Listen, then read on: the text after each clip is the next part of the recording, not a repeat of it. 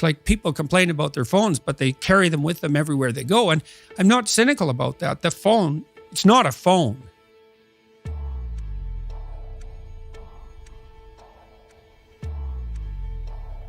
God only knows what it is, but it's definitely not a phone.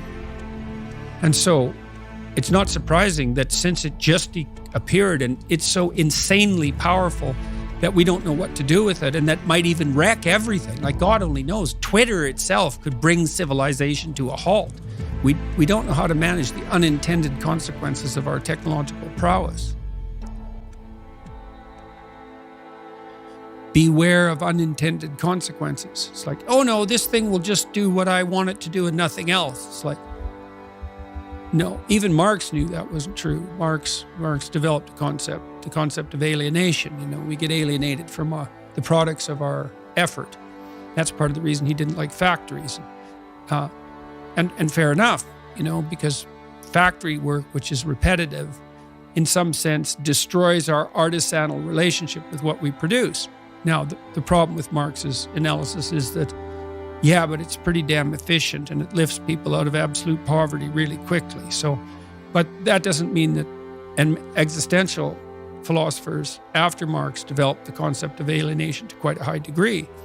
And technology does alienate us because of its artificiality and its coldness and its mechanistic nature, all of that. And well, we have to contend with that wisely. And then you ask, well, how do you contend with things wisely? And I would say, well, don't pollute your thoughts with deceit.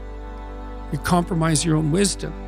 How are you going to make not intelligent decisions, wise decisions? That's why you shouldn't lie. It's like you're warping the mechanism that orients you in the world. Do you really want to do that?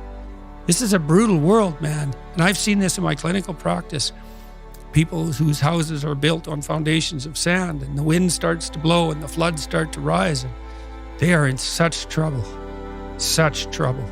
If you're lucky and something terrible comes your way and you're reasonably honest and your relationships are in good order, maybe you won't end up in hell. And I mean hell. I don't mean death. There's lots of situations you can get yourself in where death would be far preferable to what you're going through.